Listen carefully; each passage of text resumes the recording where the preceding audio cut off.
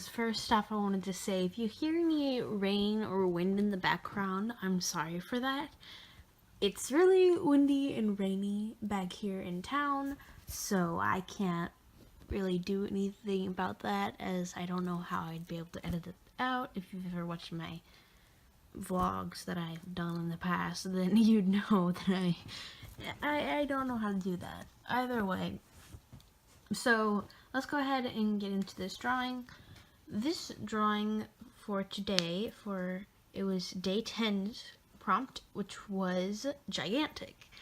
Now, at first, to be honest, when I thought of gigantic, I thought of like this character who was like so big that it was all the way up in the clouds, and that basically the person has like a mustache with like a tiny little cloud. Like if you've seen Super Mario Brothers or played any of the games, you know, like the little the little cloud mustache is what it reminds me of, and it'll never get out of my head ever since a friend of mine pointed that out.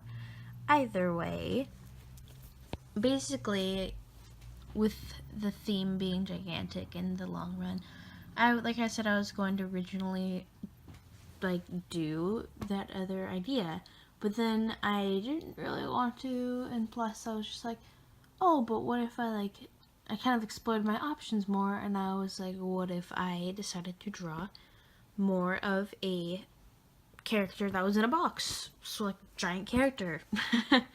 And so I did that, and that was like, it was hard at first because I didn't really know how to do the proportions and how things would fit out. And my inking didn't like me for the shirt at all, but it turned out just fine in the long run, which I'm happy with.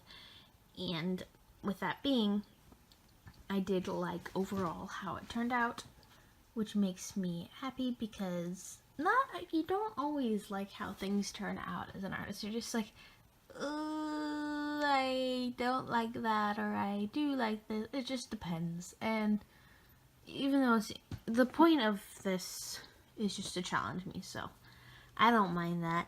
And just looking back at the artwork so far that I've done, I've definitely seen a lot of improvement in my more, like, not realistic, but like more detailed stuff that I do.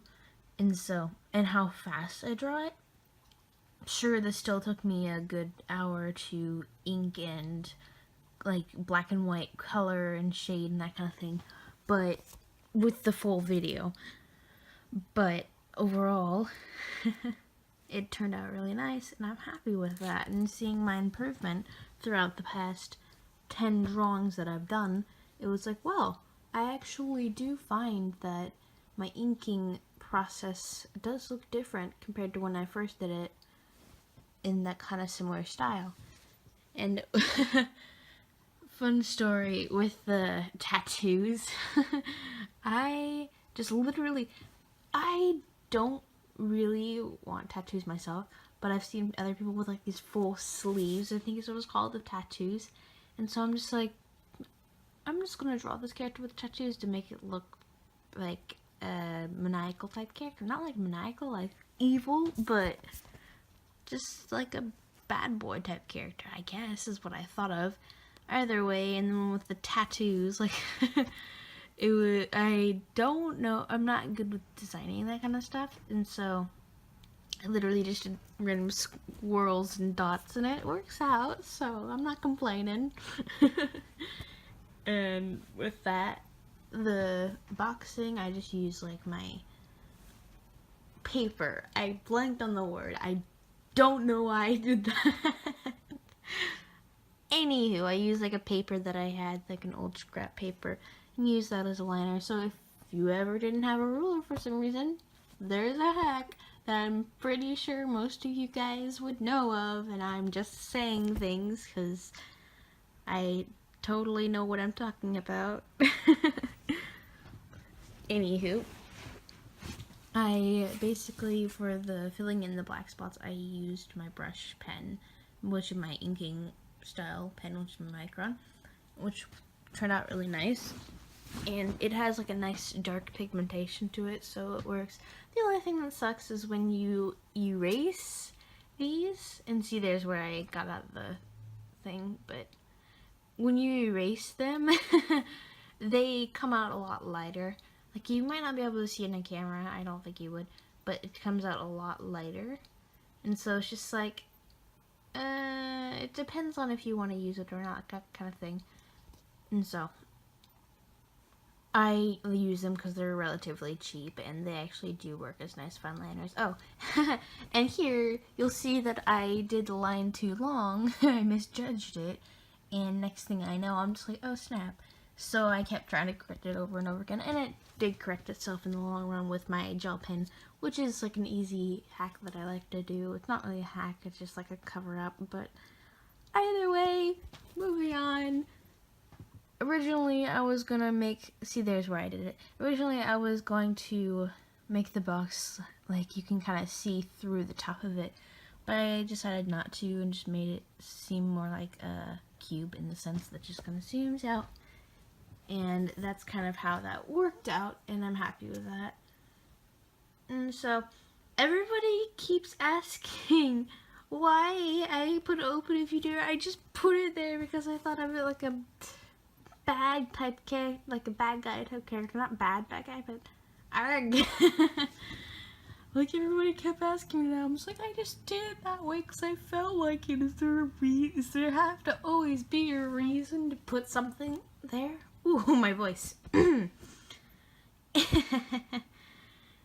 Anywho, the shoes were probably one of the hardest challenges on this besides the perspective, because I literally had to look up some things, like some references, and look up like drawings inside of a box, like an anime characters inside of boxes, kind of get like a general gist of how I wanted it.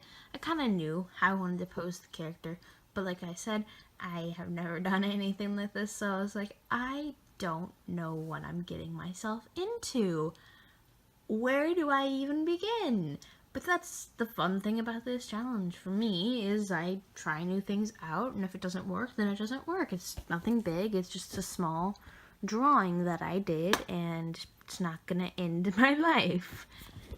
And so this is the part where I started to do some outlining, like the thicker boldness outlines, to kind of add some depth and dimension, just to make it more crisp as well.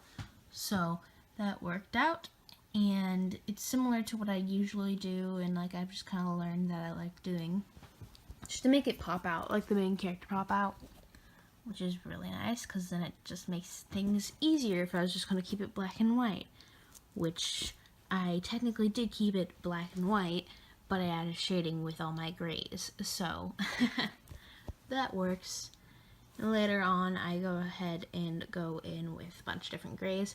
I accidentally pulled a warm gray instead of a cool gray for my darkest color, but I didn't mind it because you can't really tell too much in the thing. And for people that don't really draw much, it's like nobody would notice. And so I'm just being extra sensitive, but I didn't mind how it turned out. It kind of did add a little bit of warmth to it, so it wasn't like all like cool shades and stuff like that. It was a little bit of warmth with the darkest color, which I don't mind. So yeah, this is where I start going with my Copics and coloring the first bit of shading, which I'll say with the shoes, you won't see this in a little bit later, but with the back shoe, I had a moment where and this happened twice. I mean, it did, well, the fact that it bled happened twice, but not like it got on the ink blot like you'll see in a little bit. But I was coloring it, and next thing I know, it decides to add a big blotch of ink because it has so much ink in it. This is a new marker, so I can't like do anything about it, but it was still like, really? Why did this happen to me? That sucks. But oh well, I fixed it, and I just basically made it look like it was just a darker area in the background. But it still, like, I'm sure people have had that panic moment, and wait for it, there it is. That's what I was talking about. So I had to just like improvise and use my darker color because originally there's just going to be a shading to add some dimension to it, because otherwise I was going to be upset. So, problem solving with an artist. I have to do that a lot because accidents happen, and what can you do? But it did add some depth, like I said, so I don't mind that. And then I went in with, this is where I got the warm gray, and I was like, oh, oops, this is a warm gray. But it still worked. And I went in and colored it, and with the hair, I love how you can like flick the brush, because it's like a brush tip, obviously, and just like make like that cool thickness to thinness look to it, which kind of gives a cool effect for hair, which I've always liked ever since I got these markers, because they're so much fun to play with doing that kind of stuff, and I'm happy with that. And so I went back because I forgot to do the shading on the arms. Then after that I went into the boxes, starting with my darkest. Like, I decided with my back I'd use my darkest color, which was the warm gray, like I said that I had.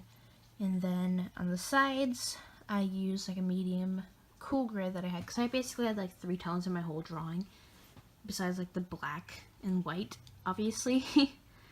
And then I made like a silhouette around the character. Like, I've been doing that a lot lately, but I do love the way it looks, because it makes the character just like pop out of the light and darkness and stuff like that, between the makes contrast between it. There's the words.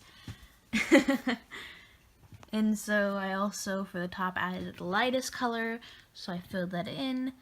And that overall, after using my gel pen to fix some of the areas to add more of a silhouette to it, I basically completed the artwork, and I'm happy that it was done. And I really did like how it turned out. Like, I don't really do that detailed of work sometimes, but I've been challenging myself a lot more to do that when it comes to this Inktober. It goes back and forth. Sometimes I want to do more detailed stuff. Other times I don't. It's just an off and on thing. But I don't mind that, because it's fun to challenge myself in the long run. Especially since this month is a challenge, and I've repeated that like 500 times. But anyways, I'll go ahead and let you guys go.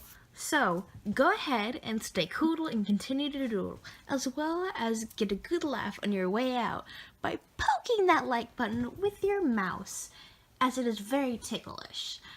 And I will see all you wonderful subscribers in the next video. Bye-bye! Hey guys, if you like this video, give this video a like.